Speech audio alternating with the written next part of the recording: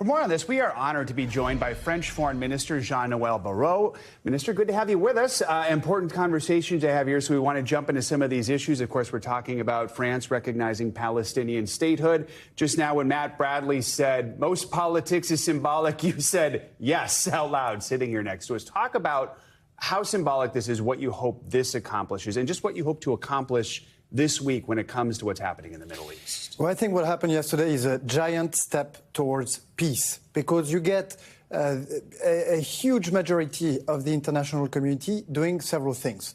Some of us recognize Palestinian statehood, and this is important to have a political horizon if you want to reach a ceasefire and hostage deal.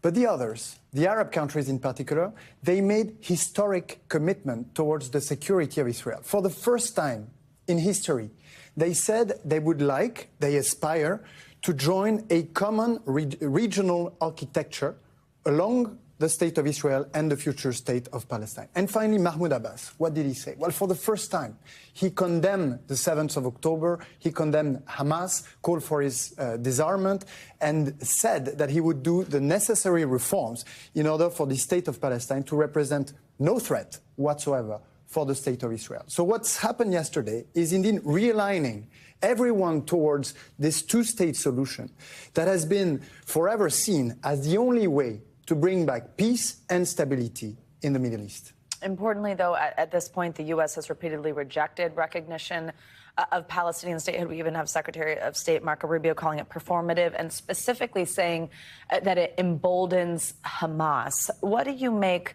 of critics of this plan and of the decision to recognize Palestinian statehood? So first, it is the opposite. Palestinian statehood is the end of Hamas. And the proof for that is, again, that those 142 countries that voted 10 days ago on Friday, September 12th at the UN, for the first time, because France and other countries were going to recognize, they condemned Hamas for their crimes. They called for disarmament and exclusion of Hamas of all future role in Palestine and Gaza. So in other terms, what we achieved, what France achieved, what President Macron achieved, is the final isolation of Hamas. And that's why, in some way, our efforts are going to be seen gradually as very complementary to the Abraham Accord logics that President Trump implemented in his first term. Because after all, what was the Abraham Accord logic? It was basically to get Arab countries surrounding Israel to make commitments towards the security of Israel. And this is basically what we're paving the way for with the initiative that took place yesterday in New York. U.S. and Israel seem to be pretty isolated from everyone else right now.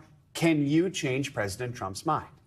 I think President Trump is going to realize that along with Saudi Arabia, our partner in this initiative, we've paved the way for the new generation of Abraham Accord. I think President Trump really wants to put an end to the killing, to starvation, to famine. He really wants to find a way towards peace and stability in the Middle East. Our initiative provides for basically the horizon, the destination. Now we need to get together to agree on the path forward. And this starts with liberation of hostages and unhindered entry of humanitarian help and ceasefire. Then an interim period in Gaza with an international stabilization mission. And I think that the Trump administration is gradually moving to this idea that we've entertained for a long time now.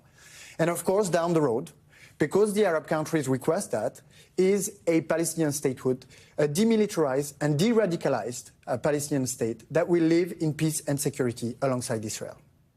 We thank you for watching, and remember, stay updated on breaking news and top stories on the NBC News app or watch live on our YouTube channel.